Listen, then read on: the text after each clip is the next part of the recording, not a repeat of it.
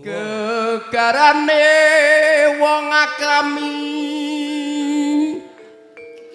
alah ular-ular kagem pengantin dudu bondo dudu rupa ora bondo ora rupa nanging napa niku Mas nanging ati papi tane kok ati luput pisan kena ping 8 Mbah luput pisan kena pisan saurane nek diberkahi papunden tenang ya no yen gampang luwih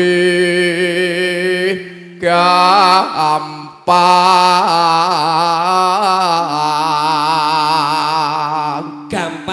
golek sandang pangan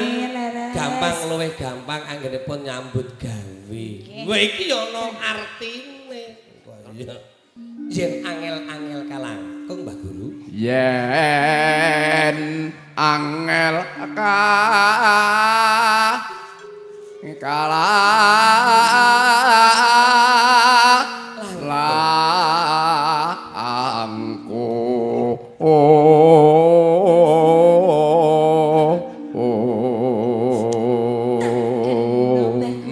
tan kena tinumbas tan kena ati numbas arta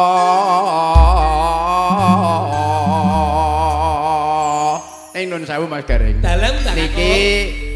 mboten terusane niki lah ingkang ning dipun napa niki gandeng suasana menika cocok kalih kahanan dawuh kula nyuwun kateki ora napa niku Sri wah sing mengkin nyanyi awakmu lah langgame napa Mbah Kakung langgame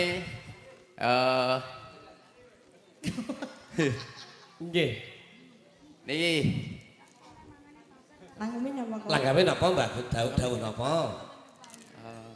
are lho apa iki eling papeling pepeling nggih no senajan to bawane bawa patuladan kagem pengantin kekalih langgame pepeling iki lak yo ngelingke kanca-kanca lha dereng kula tembangke lho kok dongake balangan sehat berkas waras kula mekaten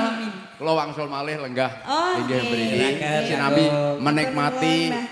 jenengan niku nggih matur nuwun assalamualaikum warahmatullahi wabarakatuh waalaikumsalam warahmatullahi wabarakatuh langgam pepeling cahayu ngatur bapak ibu tamu undangan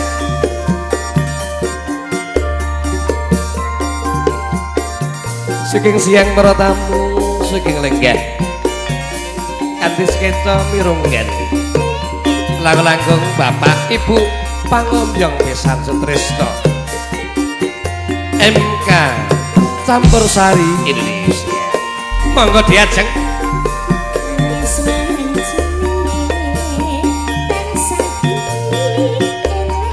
ela eyo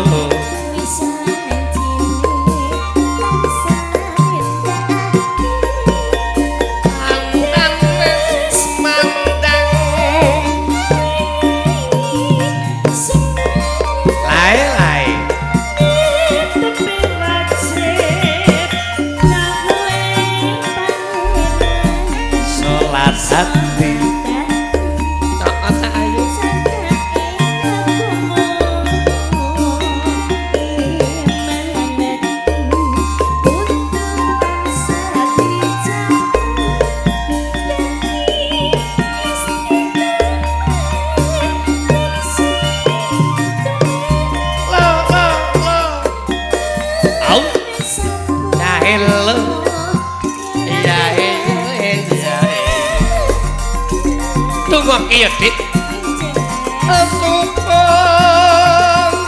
halo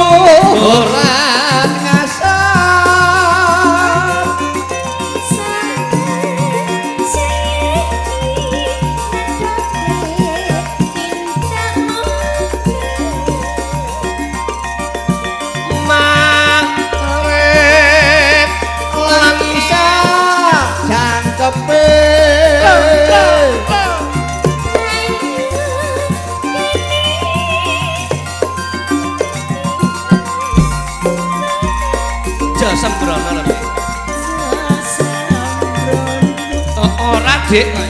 sing sembrono ki ora sapa. Mentah agama. Ya heyo, ya heyo. Aboha.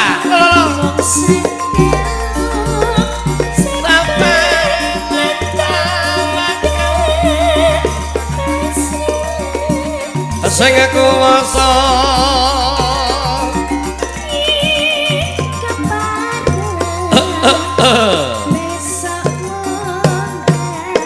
arep tayub ya enak iki tayub bang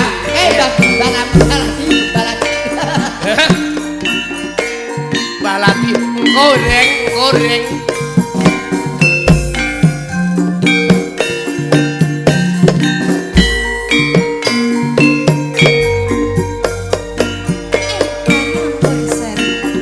penak ya Dik biasa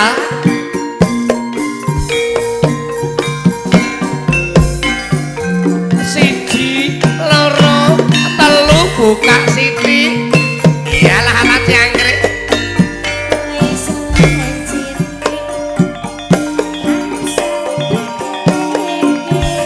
yes mantin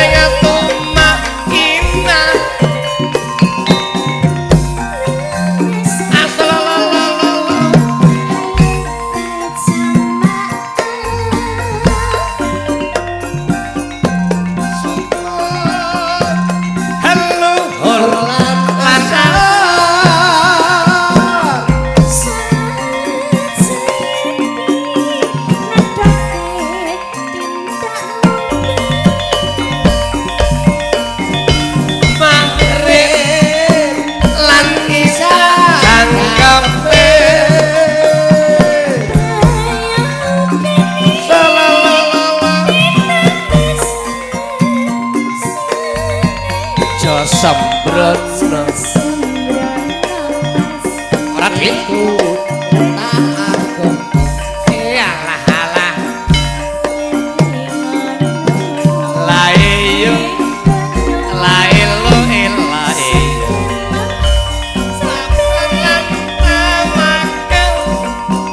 pasrah sing aku wasa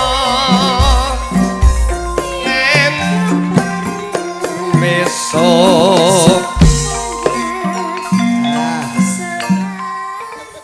bener Mas Gareng dawuh mergo ngendikanipun para guru ngaji inna sholata tanha aini wasai wal munkar artinipun salat kuwi nyegah tumindak sing ala sing mungkar cagake agung